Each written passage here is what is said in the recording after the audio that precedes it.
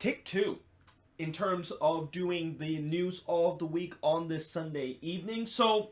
originally in take one, as I was about to upload the news of the week and talk about the news that happened in the last couple of days, I realized I made a big mistake on one of the news topics. And that big mistake is actually something that I'm going to first talk about, which is NYCFC report to land former Celtic head coach Ronny Delia as their head coach. And the mistake I made was that I thought this deal was done, and that I thought it is official that the pain and suffering of this coaching hiring that NYCFC had to go through is finally over, but technically it's not, because this is only a report that they have landed the former Celtic head coach Ronny Delia as their head coach, although I've heard that it's getting very close in terms of this deal is going to be done, and I think once this deal is going to be done, I will make a video talk about the fact that finally they have found their new head coach, and now every single MLS team has officially have their head coach as we head to the preseason in the next couple of weeks. But, you know, in terms of the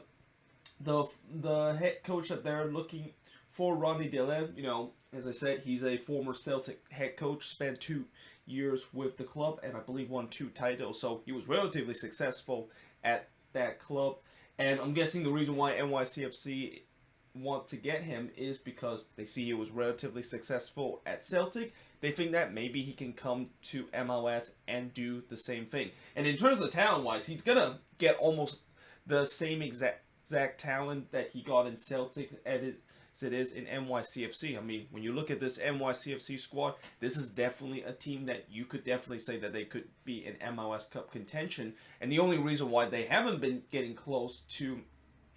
MLS Cup is because they always just choke at the worst moment. And they hope that this manager might be the guy that can take them to the next level. But we shall see. We shall see first, when are they going to make the official announcement that Ronny Delia is going to be the head coach to replace Doma Toran at that job. Anthony Pulis report to leave St. Louis and become the assistant head coach of Inter Miami. So Anthony Pulis, obviously the son of Tony Pulis, who managed a couple of clubs in the Premier League and also in the Championship. There was actually a report, I think before, that said that he actually not only is going to leave St. Louis to go to MLS, but he's actually going to be a head coach in MLS. Now it says that he potentially could become an assistant head coach, which I think it's good. The fact that he wants to take an assistant head coach role, because, you know, as much as I know he has the potential of going to MLS and being a decent head coach, sometimes you just need to have some assistant management kind of experience before you take the main role. And what would better to do it than head coach a team, or be an assistant head coach of a team that is going to be coming into the league, and he's going to be work with another young potential manager that could potentially be a very decent manager in the future, that is Diego Alonso. So let's see if this move, of course, would happen. Matheus Velesante is rumored to join Atlanta United, with an agreement actually reached today. So this deal actually is going to be very close with them reaching the agreement. Now, the reason why they're looking at Matheus Velesante is because, one, he's Paraguayan, which means that anytime whenever you have a young Paraguayan coming to MLS, probably the first team you can think of that is going to be targeting them and probably going to be joining them in MLS is going to be Atlanta United. And the second thing is they need somebody to replace Darlington Nagbe that they lost this offseason to Columbus, and I think Matheus Velesante could be a guy that fill in that void. And especially the fact that Atlanta, this is another example of them going to South America, scout some of the best talent down there, bring them up here to MLS, and bring them to this team and develop them so that it can potentially sell him off a profit. So we'll see once this deal done, how well will Velesante do with Atlanta. Like, many people think that it's great the fact that Atlanta is using this model of getting these young South American talent and then, of course, eventually sell them off a profit. And while it's kind of mostly worked well for them. You got to also keep in mind that not every single South American that they have got throughout their franchise history have really worked out perfectly for them. I mean, Pity Martinez, last season they got him off of a record deal, and he was probably the most recognizable South American talent and probably the highest rated South American talent down there, and he basically flopped very well, or he basically did not do very well last season. So, we shall see whether or not, if when Villasante does go to Atlanta, that he can potentially fulfill his potential and could really develop to be a decent player, so Atlanta can sell him off a profit. Now, another guy that is going to be coming to MLS, and another Paraguayan that is going to be coming to MLS, and potentially maybe Atlanta United too, is Santiago Arizamendia. I think that's how you pronounce his name. He's rumored to go to MLS, and like I said, he's rumored to go to Atlanta, and that I also have heard if Atlanta is going to try to get Villasante and Arizamendia, most likely the transfer fee is going to be $7 million, which I think, nowadays $7 million is still kind of a lot of a money for most of these teams that aren't willing to spend a lot of money to get players. But for Atlanta, that feels like just a normal kind of transfer fee. I mean, this is known to be one of the biggest spender in the league, and I won't be surprised if they see the $7 million price tag and they see they can get these two players, that they can develop them and sell them off of a profit. They will absolutely take this deal and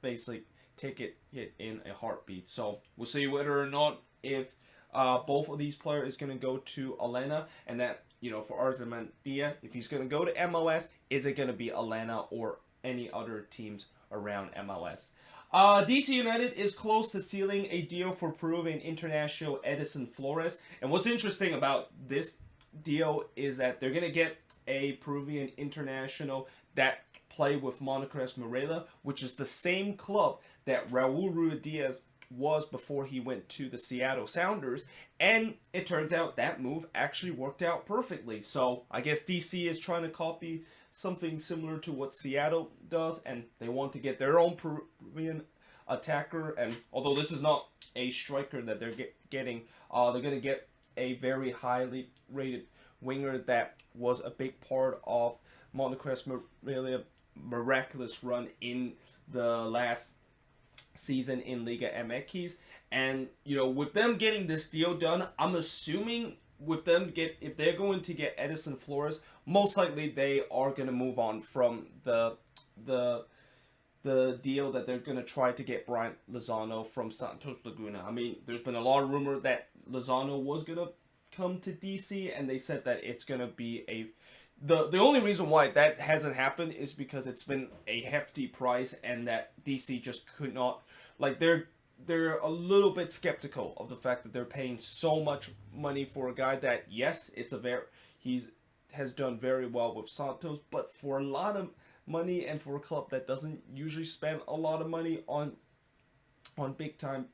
player like that, they were kind of a little bit skeptical of it. So because of the fact that they got Edison Flores potentially, now I'm thinking maybe they're not going to be thinking about getting Lozano, or if this is just kind of like their second option of, they need to have a winger. They first want to get Lozano, but they think it's too expensive, and now they're getting Edison Flores as kind of a second option. And if that's the case, that's a great second option for them. But still, I think even once they get this deal done, there's still a lot that DC needs in terms of the attack. I mean, they still need a striker to replace Wayne Rooney. They do have a striker right now in Ola Kamara, but Kamara hasn't really done that well when he come to DC, so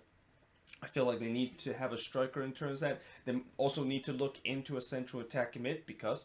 Lucho Acosta is no longer with the club, and they need to replace him in that spot. And that's where I also kind of maybe would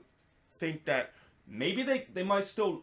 go and get Brian Lozano after all, because Lozano is a guy that, while he does play in the wing, as what I have heard, he can also play in that central attacking mid position. So I'm guessing if they're going to get him, they can, of course, put him in a central attacking mid. And that would definitely be a very dangerous trio of an attack for DC if they're going to get Flores, Lozano, and Ariola going forward on the attack. NYCFC is rumored to be close to bring back Keaton Parks on a permanent deal, and this is definitely great news for NYCFC if this is going to happen, because there's been a lot of discussion this offseason of whether or not if Keaton Parks is going to be coming back, or is he going to go back to Europe with Benfica. Obviously, Parks have said that he would love to go back to Europe and give another shot there, and that I'm pretty sure he'll be a little bit disappointed the fact that he's going to have to stay in MLS for a bit. Although, I still think this is, if I was him, I think this shouldn't be a big deal, because as long as if he can continue to develop of what we already seen from last season when he come into to NYCFC and just completely tear up that midfield, if he can continue to develop to the player that we kind of knew from last season, there's no doubt that he's going to go back to Europe. Like, I think in a couple of seasons, once NYCFC developed him, they're going to sell him off of a profit. But the reason why they want to get a permanent deal is because they want to have the full rights to this player, so that once they sell him off, they can, of course, get the maximum profit out of that player. The Red Bulls is report to get Hull City midfielder Leandro Lopez for a 7-figure transfer fee, and yeah, I don't really like this kind of rumor, and I think Red Bulls fans should be a little bit skeptical about this rumor, because one, we have already seen before where when you get some young talented player, and I heard Leandro Lopez is one of the most highly rated player in the lower leagues in England, and that they said that this guy has a lot of potential. But we've seen before when teams try to get some players in the lower level in English football, and especially players from the Championship and League One, and come to MLS, it doesn't work out most of the time. And especially with them getting a 7-figure transfer fee, which is definitely a lot for the Red Bulls,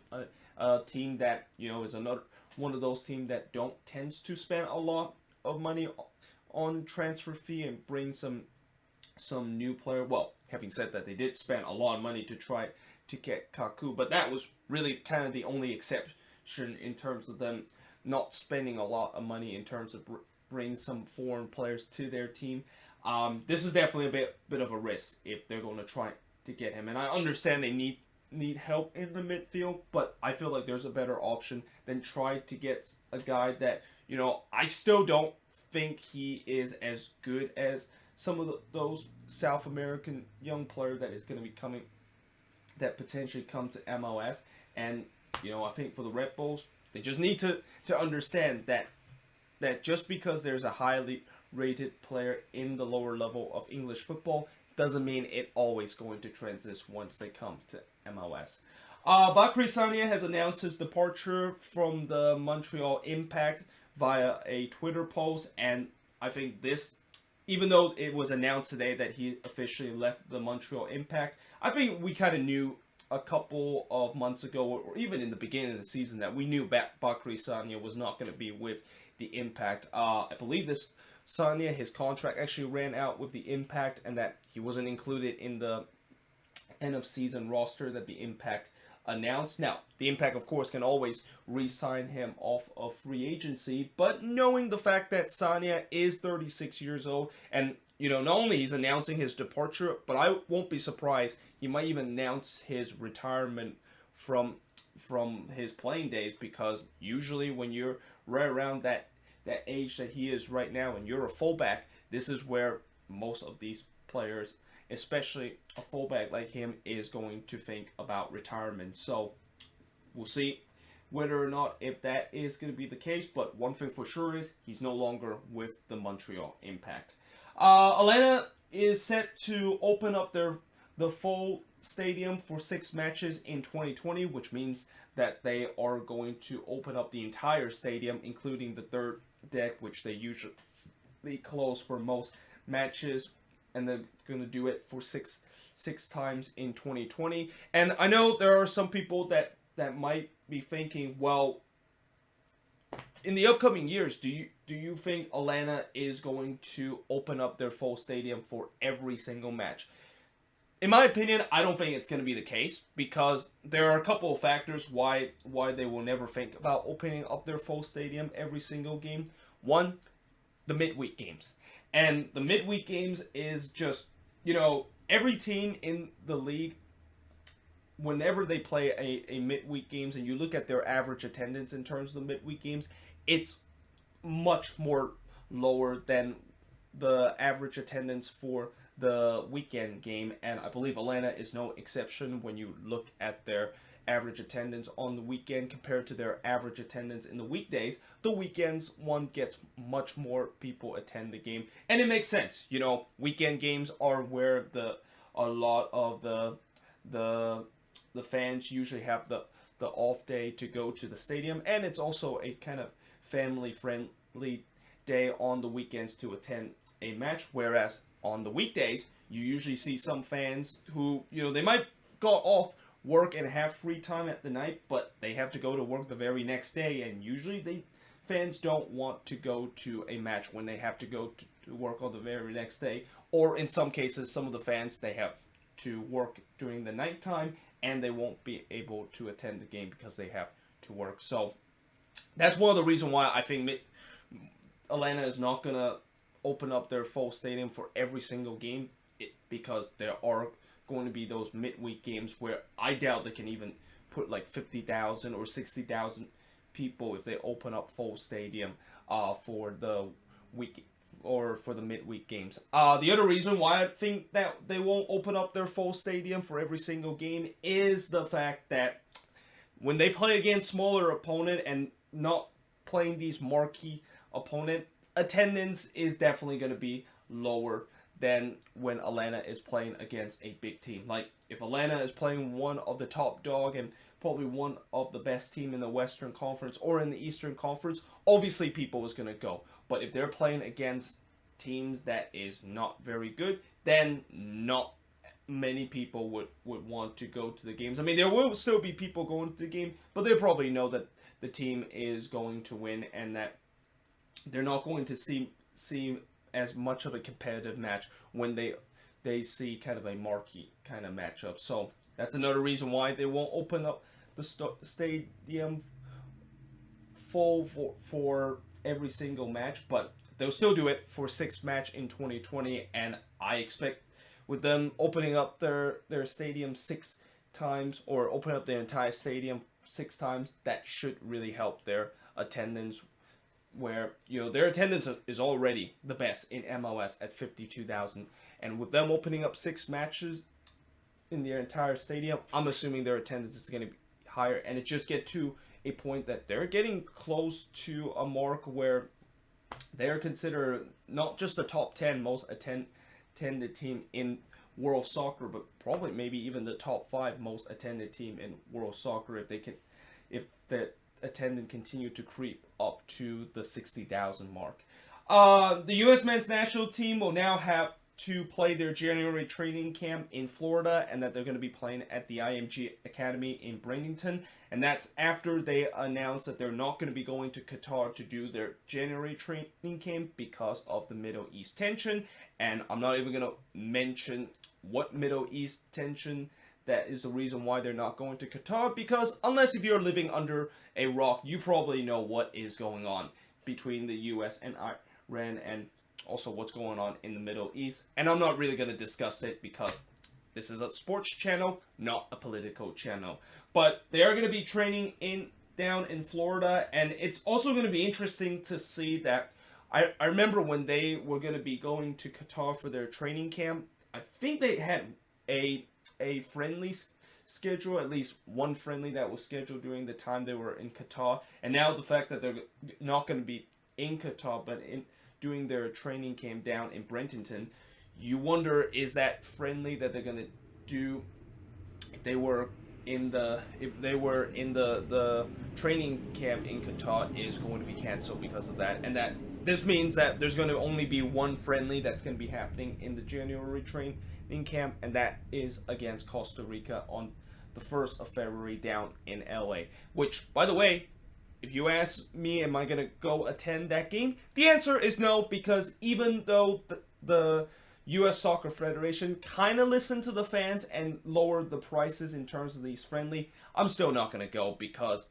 you're basically watching a U.S. men's national team C team that most of these guys that you're watching them play are most likely not going to crack into the January trend, or not the January training camp, but just overall in the squad. And the other reason why I'm not going is because the morale of this U.S. men's national team is very low. And, you know, unless if this team started to get things together, and especially if this team like with all the crisis that this team has gone, it really has kind of drained me in terms of the fact that I really believe this team can do something very well. And, you know, unless if there is another reorganization that's going on with this soccer federation, and unless if they actually show promise that they can do something, you know, in the World Cup, I'm gonna kind of stay away from going to U.S. men's national team matches in the near future. But finally, the MLS SuperDraft pick will be happening on January 9th in Baltimore. And for those of you asking me, am I going to do a recap of the SuperDraft on January 9th? The answer is no. I'm not going to do a recap video because, as I said before, I feel like the SuperDraft have really started to lose, well, not even starting, but I think it started to really lost its relevance because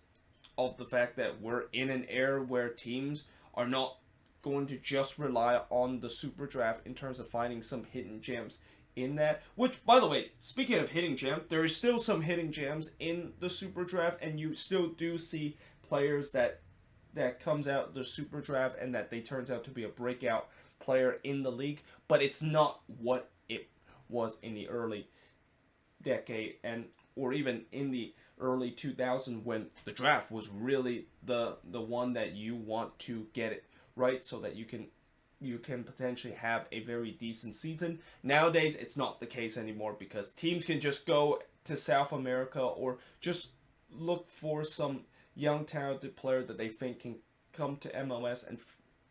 fit in that system and can be a breakout player for their team. But either way, hope you guys enjoyed this video. And also, one more thing about the SuperDraft, I will mention a couple of notable names in the SuperDraft in the news of the week that I will be doing. I think I'll talk about it on Saturday because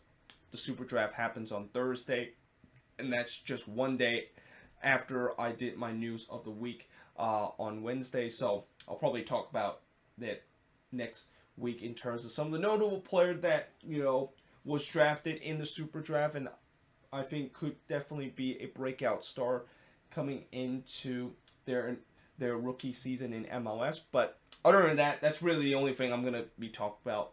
the SuperDraft. But yeah, either way, hope you guys enjoyed this video. And as always, if there's any news that I didn't quite mention on this board, you can let me know in the comments below. And yeah, hope you guys enjoyed this video, and I will see you guys next time.